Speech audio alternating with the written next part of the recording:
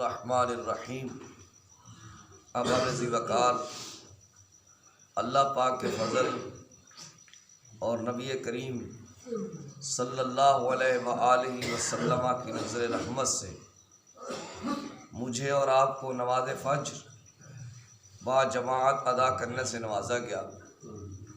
اللہ پاک ہم سب کی حاضری کو درجہ قبولیت عطا فرمائے۔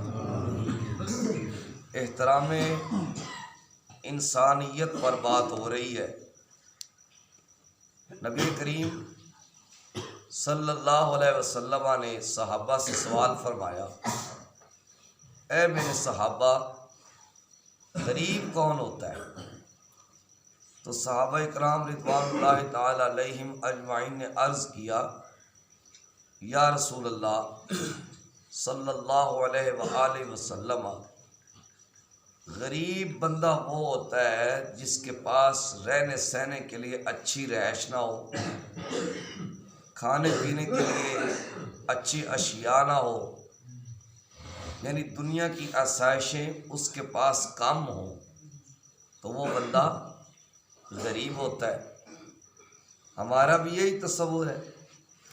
اگر ایک بندے کے پاس اچھا کھانے پینے کے انتظامات نہ ہوں، اچھی رہائش نہ ہو، زندگی کی آسائشیں نہ ہوں، ہم بھی اسے غریب تصور کرتے ہیں اور اسے غریب تصور کر کے اس کو بہت زیادہ اگنور کرنے کی کوشش کرتے ہیں۔ صرف اس کا قصور یہ ہوتا ہے کہ یہ بندہ غریب ہے، یہ بندہ غریب ہے، اس کی غربت کی وجہ سے اس کا مذاق اڑایا جاتا ہے، اس کی غربت کی وجہ سے اس کو اگنور کیا جاتا ہے، جبکہ آقا دو عالم صلی اللہ علیہ وآلہ وسلم نے فرمایا، میری امت کے غریب لوگ میری امت کے امیروں سے 500 سال پہلے جنت میں جائیں گے، 500 سال پہلے جنت میں جائیں گے۔ تو پھر غربت میں فائدہ نہیں ہے۔ جب بندہ امیر ہوتا ہے تو بندے کو تو بہت زیادہ حساب دینا پڑے گا، یہ تو نے لباس کہاں سے لیا، یہ تو نے گھڑی کہاں سے لی، اتنے پیسے کہاں سے لیے، کہاں پہ صرف کیے، میری مخلوق کی خدمت کی ہے یا نہیں کی۔ لیکن ہم تو اس بندے کو بندہ ہی نہیں سمجھتے جو غریب ہوتا ہے، اس کا مذاق اڑاتے ہی نہیں تھکتے۔ اللہ تعالیٰ قرآن مقدس میں ارشاد فرماتا ہے، وَتِلْكَ الْأَيَّامُ نُدَاوِلُهَا بَيْنَ النَّاسِ، ہم لوگوں کے درمیان دنوں کو پھیرتے رہتے ہیں، کوئی پتہ نہیں آج میرے پاس کروڑ کی گاڑی ہے تو کل میں سڑک پہ آ جاؤں اور سڑک والا گاڑی پہ آ جائے۔ وہ کسی نے بڑی پیاری بات کی تھی نا، جے چاہے تا راہ چاندے نو تخت عطا کر دیویں، تے جے چاہے شاواں کولو در در بھیک مگاویں۔ یہ سب کچھ اس کے ہاتھ میں ہے۔ اس آیت کی تفسیر میں ایک بہت پیارا واقعہ لکھا گیا، وَتِلْكَ الْأَيَّامُ کی تفسیر میں۔ عید کا دن تھا تو ایک نیا جوڑا تھا، ابھی نئی نئی شادی ہوئی تھی، تو کھانا کھا رہے تھے۔ کسی نے دروازے پر آ کے صدا دی کہ اللہ کے نام پہ کچھ دے دیا جائے۔ تو خامد نے اپنی بیوی سے کہا کہ جاؤ اسے خیرات دے کے آؤ۔ جب اس کی بیوی اس کو خیرات دینے کے لیے گئی تو اس نے چیخ ماری اور بے ہوش ہو کے گر گئی، چیخ ماری، بے ہوش ہو کے گر گئی۔ وہ اٹھا، جا کے بیوی کو سنبھالا اور اس پر پانی کا چھڑکاؤ کیا۔ جب اس کو ہوش آیا تو اس سے پوچھا کہ تجھے کیا ہوا، تجھے تو میں نے خیرات دینے کے لیے بھیجا تھا، تجھے کیا ہوا؟ وہ کہنے لگی، دراصل آپ کے علم میں ہے کہ آپ کے نکاح میں آنے سے پہلے میں پہلے کسی اور کے نکاح میں تھی۔ اس نے کہا مجھے علم ہے۔ اس نے کہا یہ وہی بندہ تھا جس کے میں نکاح میں تھی، آج یہ بھیک مانگتا پھر رہا، آج یہ بھیک مانگتا پھر رہا ہے۔ آج کسی غریب کو دیکھ کے اس کی غربت کا مذاق نہ اڑائیں، کہیں ایسا نہ ہو کہ کل ہم اس کی پکڑ میں آ جائیں اور اس کی جگہ پہ ہم چلے جائیں، وہ ہماری جگہ پہ آ جائے۔ صبح کے تخت نشین شام کو مجرم ٹھہرے، ہم نے پل بھر میں نصیبوں کو بدلتے دیکھا۔ اللہ کی لاٹھی بڑی بے آواز ہے، اس سے ڈرنا چاہیے۔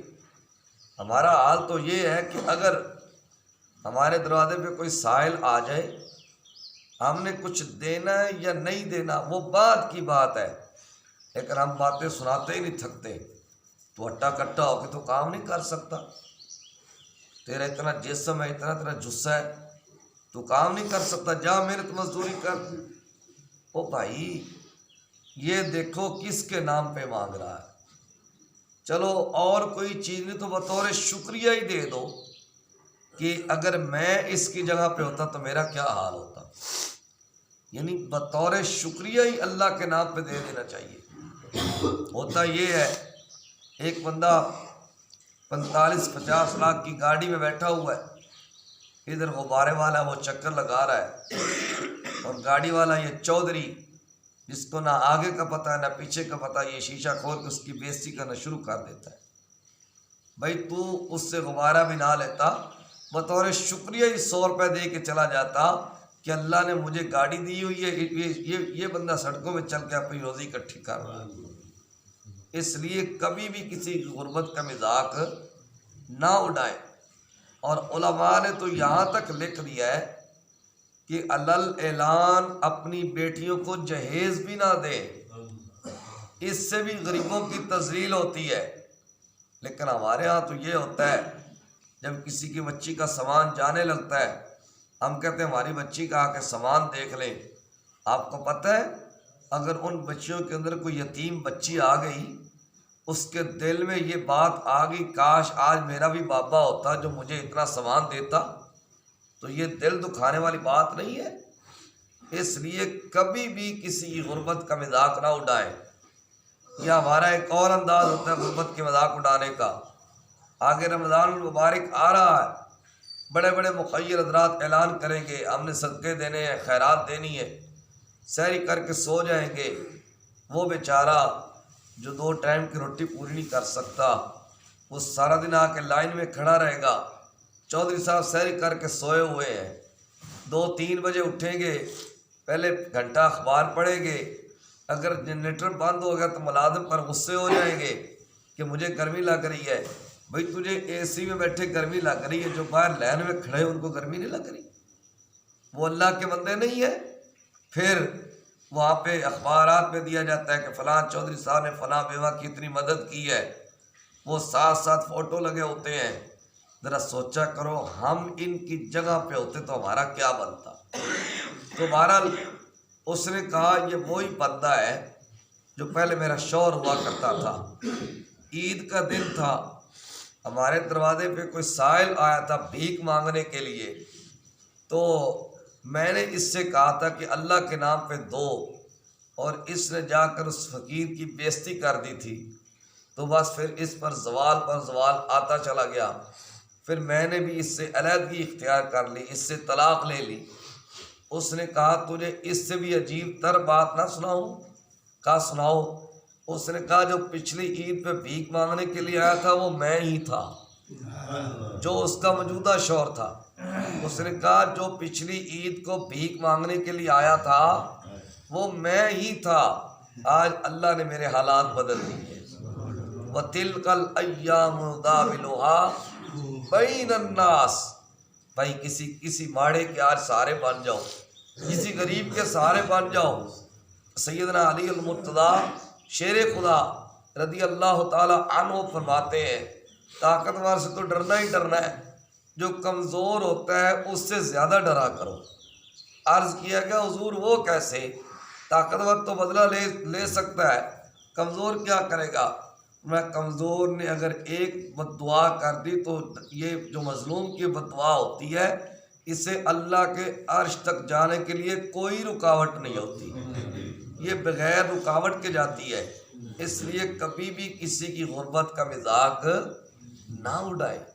لیکن آج ہمارا تو شیوا بن چکا ہے، اس بندے کی قوم یہ ہے، ان کو کھانا نہیں آتا، ان کو پہننا نہیں آتا، ان کے پاس تو کچھ ہے ہی نہیں، میرے پاس سب کچھ ہے۔ بھائی جس اللہ نے تجھے دیا ہے کیا وہ اللہ اس کو نہیں دے سکتا؟ اس کے خزانے بھرے پڑے ہیں، یہ اس کی شانیں ہیں، یہ اس کا نظام ہے۔ کسی کو کروڑوں پتی کر دیتا ہے، کسی کو وہاں پہ بھیک منگوا دیتا ہے، یہ اس کی شان ہے، یہ اس کا نظام ہے۔ تو کبھی بھی دولت کے زیادہ ہونے کی وجہ سے یا عہدے کے زیادہ ہونے کی وجہ سے کسی غریب کا مذاق نہ اڑائے، اور کبھی بھی یہ نہ سمجھے کہ اس بندے کا رزق میری وجہ سے چل رہا ہے، نہیں، یہ تو اس کی مہربانی ہے کہ وہ اپنا حصہ لینے کے لیے تمہارے پاس خود بخود چل کے آ گیا ہے۔ اگر ہمیں جانا پڑتا تو ہمارا کیا بنتا؟ اس لیے کبھی بھی کسی غریب کا مذاق نہ اڑائے، یہ اس کا قصور ہے کہ وہ غریب ہو گیا ہے۔ وہاں پہ اگر کوئی مقید رات کسی کی شادی کر دیتا ہے، یہ جو اجتماعی شادیاں ہوتی ہیں یہ بھی نرا ڈرامہ ہے اور کچھ بھی نہیں ہے۔ اگر تم نے شادیاں کرنی ہیں تو اس انداز میں کرنا، رات کو نکل غریبوں کی بیٹیاں تلاش کر ان کے جہیز کا اہتمام کر کے آ جا۔ امام حسن رضی اللہ تعالی عنہ کا جب وصال ہوا، جب آپ کو غسل دینے لگے تو آپ کی کمر پر کچھ نشان بنے ہوئے تھے، تو کسی نے کہا کہ یہ تو امام ہے، ان کی کمر میں نشان کس چیز کے ہیں؟ تو خادم نے کہا خبردار امام کے بارے میں کوئی بات نہ دل میں لانا۔ کہا پھر تو ہی بتا کہ ان کی کمر پہ نشان کس چیز کے ہیں؟ کہا رات کو امام غلے کی بوریاں اٹھا اٹھا کر غریبوں میں جا کے تقسیم کیا کرتے، یہ ان بوریوں کے نشان ہیں۔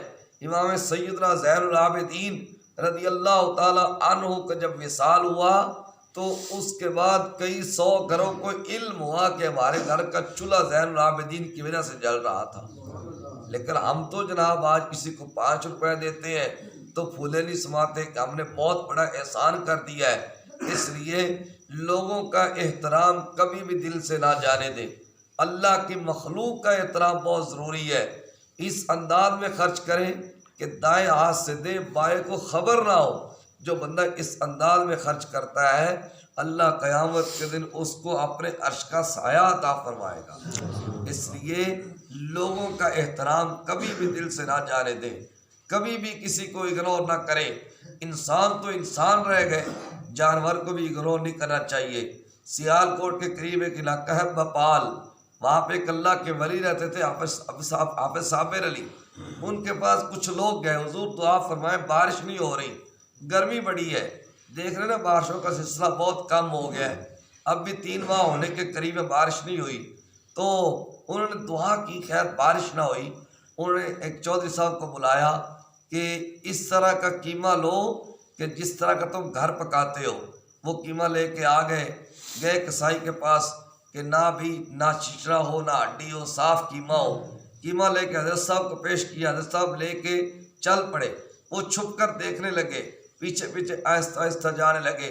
آپ نے سڑک کراس کی، جنگل میں چلے گئے تو دیکھا کہ پیچھے ملک صاحب آ رہے ہیں، کہا ملک جی میرے ساتھ ہی آ جاؤ۔ آگے گئے تو ایک کتیا پڑی ہوئی تھی جس نے ابھی نئے نئے بچے دیے ہوئے تھے، لیکن کوئی گاڑی کی وجہ سے اس کی ٹانگیں ٹوٹ گئی تھیں، وہ کئی دنوں سے بھوکی تھی۔ قیمہ اس کو ڈالا، اس نے پیٹ بھر کے کھایا۔ تو ملک صاحب کہتے ہیں کہ اس نے آسمان کی طرف منہ کیا، کہتے جب ہم گئے تو پسینے میں بھیگ کر گئے تھے، جب واپس میں آئے تو بارش میں نہاتے ہوئے آ رہے تھے۔ اس لیے اللہ کی مخلوق کا احترام بہت ضروری ہے۔ اللہ مجھے اور آپ کو عمل کی توفیق عطا کرے۔ صلی اللہ تعالی علی حبیبی الاعلیٰ سید الانبیاء محمد وآلہ وصحبہ اجمعین۔ باقی غریب کون ہوتا ہے اس کی کل انشاءاللہ ڈیفینیشن کروں گا۔ اللہ ہمیں دین کی سمجھ اور بوجھ عطا فرمائے۔